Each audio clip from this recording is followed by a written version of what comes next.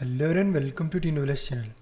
In this short video, we are going to fix failed handshake to server error code 6 error in Windows 10. So before starting this video, if you are new to this channel, just don't forget to subscribe and let's start our video without wasting any time. So to fix the issue, first of all, you just need to go to start menu and then follow every step as I'm showing you in this video. Hope so this will fix your issue.